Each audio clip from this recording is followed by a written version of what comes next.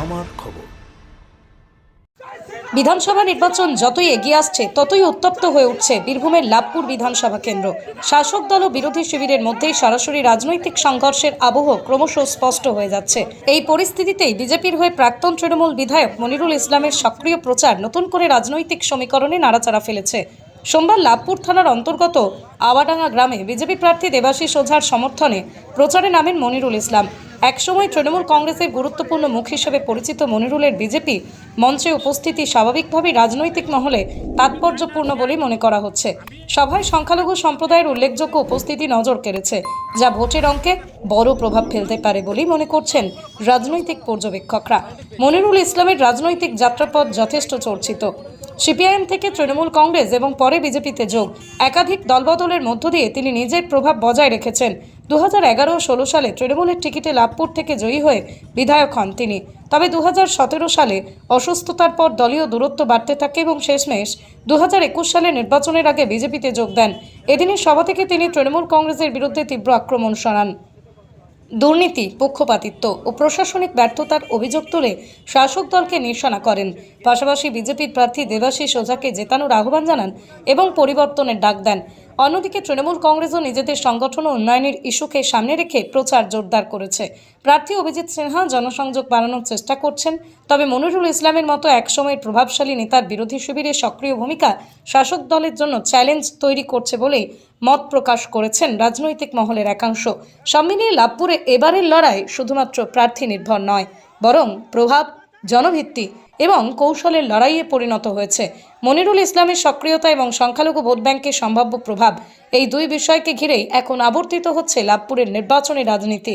ফলে এই কেন্দ্র যে এবারের নির্বাচনে অন্যতম গুরুত্বপূর্ণ আসন হয়ে উঠছে তা বলাই বাহুল্য।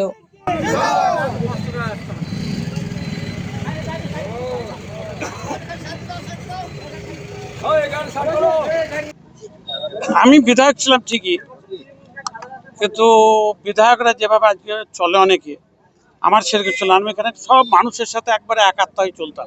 কাজ কাজ ওই লাগাটা ব্রিজ, এই গুরুটিয়া ব্রিজ, এভাবে অনেক ব্রিজ আছে, এই রাস্তা, এগুলা কিন্তু এখনো কেউ কেউ দাবি করছে ওরা আমল হয়েছে।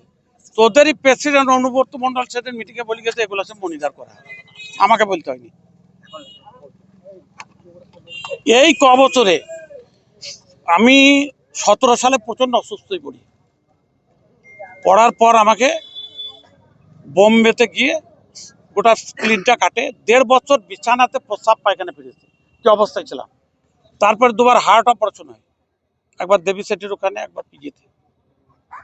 টোটাল অপারেশন মাথা থেকে আরম্ভ করে দেখতে পাবেন এগুলো বোধ হয় সব 12টা অপারেশন। আমি উঠবো ভাবিনি, বাঁচবো ভাবিনি, কিন্তু উপরওয়ালার ইচ্ছায় যখন আমি হাসপাতালে,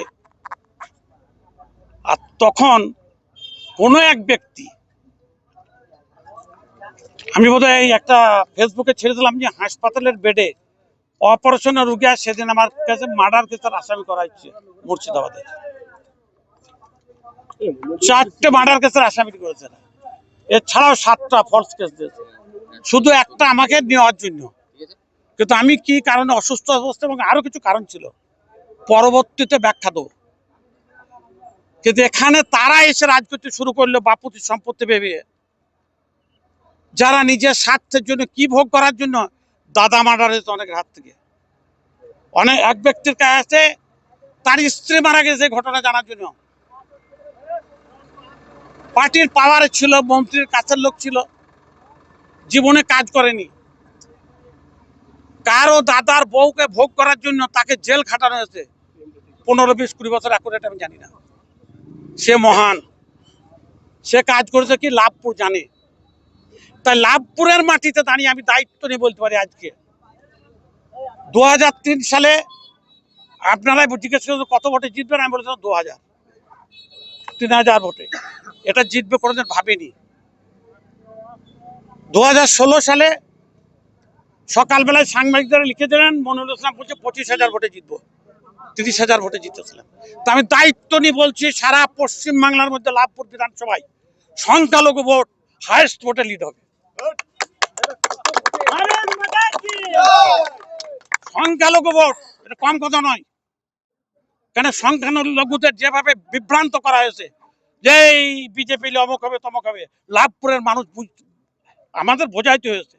দাদা একটা প্রশ্ন ছিল, সেই প্রশ্নটা হচ্ছে তৃণমূল বারবার বলছে যে এসআইআর হলে মুসলিমদেরকে বাংলাদেশে পাঠানো হবে, এই প্রসঙ্গটা আপনি কিভাবে? বাংলাদেশের মুসলিমরা বাংলাদেশ যাবে, ভারতের একটা মুসলিমও বাংলাদেশ যাবে না। মোদিজির একটাই সবকা সাথ সবকা বিশ্বাস, হ্যালো। তো সেই জায়গার উপর দাঁড়িয়ে আচ্ছা বলুন তো, স্বাস্থ্য সাথী দিচ্ছে, পশ্চিমবাংলায় নিচ্ছে না, মমতা ব্যানার্জি দিচ্ছে না। সেন্ট্রাল যে স্কিমটা সারা ভারতবর্ষের লোক ভোগ করছে, মমতা ব্যানার্জি কার ক্ষতি করছে? গরিব মানুষের। আজকে যারা চেন্নাই যাচ্ছে বিনা পয়সা চিকিৎসা হতো, এই পশ্চিমবঙ্গ সরকারের ভুল পদক্ষেপের জন্য হচ্ছে না। আর ওরা যে কি কত ভালো কাজ করে দেখছেন, যুবকের চুরি, কি চুরি করেনি এরা? একটা স্কিম বলুন যে স্কিমের ওরা চুরি করেনি।